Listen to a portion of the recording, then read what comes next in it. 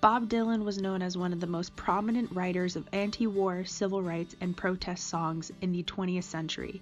His music began in American folk, gaining inspiration from songwriters like Woody Guthrie, but has since jumped from folk to country to pop to rock and back to folk. Bob Dylan's second album, The Freewheelin' Bob Dylan of 1963, embraced stories about the civil rights movement and his fears of nuclear warfare. It was his first album that contained powerful protest songs.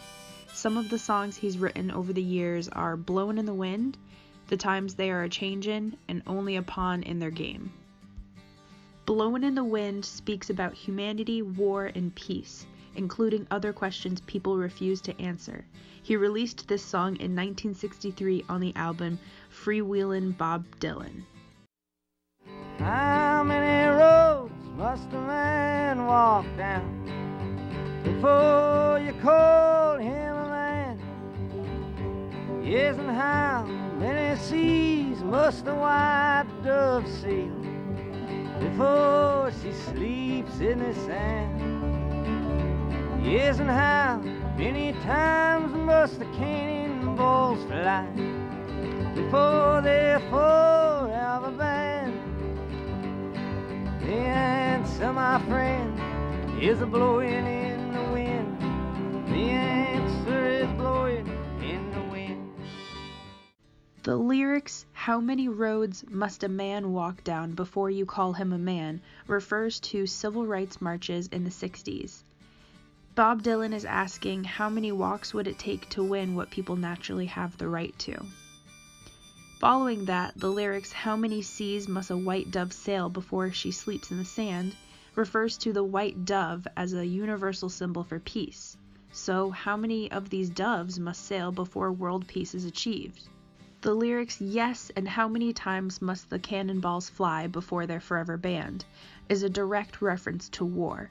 Since cannonballs are a tool of war, the day they would be banned would be the time there's no use for tools of war, and we would have peace. The lyrics, "The answer, my friend, is blowin' in the wind. The answer is blowin' in the wind." Here, Bob Dylan is saying that the answers to these questions are out there in the wind for anyone who is willing to grab them. The problem is that no one is willing or capable of getting those answers. The song Only a Pawn in Their Game was written in 1964 following the assassination of Medgar Evers, who was an African-American civil rights activist and a leader of the National Association for the Advancement of Colored People in Mississippi.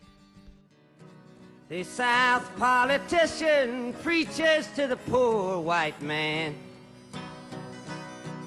You got more than the blacks, don't complain. You're better than them, you've been born with white skin, they explain.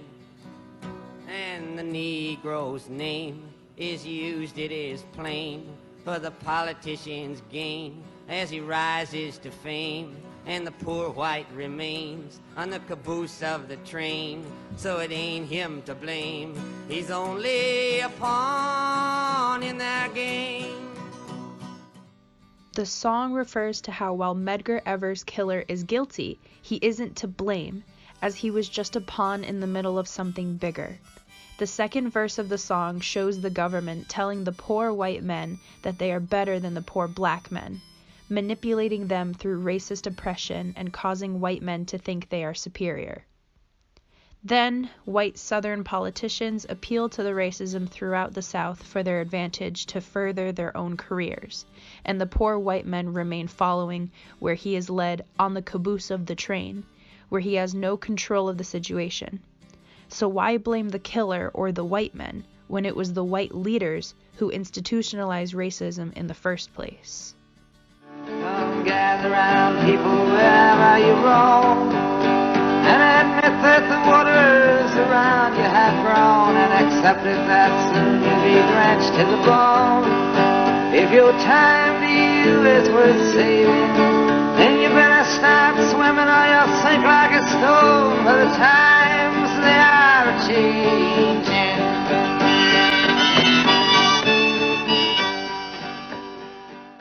The song The Times They Are A-Changin' was written in 1964. During this time, the civil rights movement was at its peak, and anti-war sentiments in the midst of the Cold War tensions were getting strong. In the first verse, Bob Dylan is saying that if people don't accept and embrace the change that has arrived, they'll drown in the past.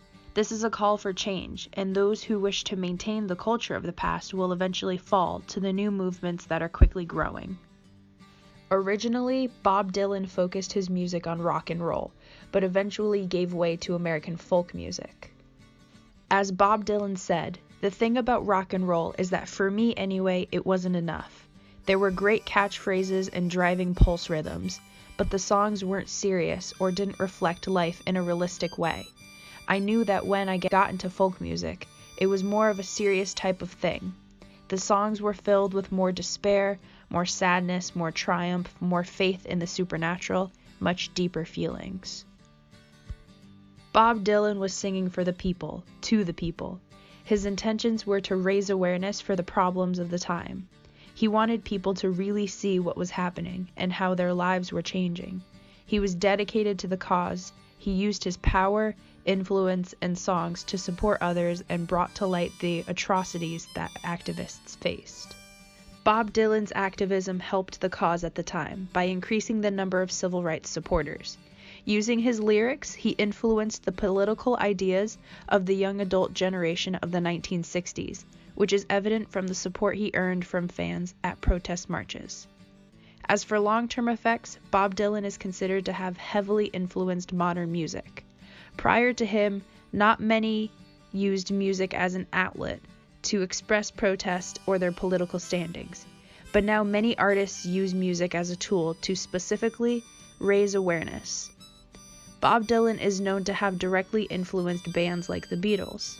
He opened the door to music with more meaning to it than heartbreak and dance floors, and in turn increased the political influence of the music industry. One of the most influential performances Bob Dylan had was when he sang on stage with fellow civil rights activist Joan Baez on August 28, 1963, at the March on Washington. Here he performed his song "When the Ship Comes In" prior to Martin Luther King Jr. giving his "I Have a Dream" speech. By having Dylan at the March on Washington, he gained attention from officials at Washington and also the American youth. To this day, Bob Dylan is still touring on his never-ending tour, but he is no longer singing the same political songs.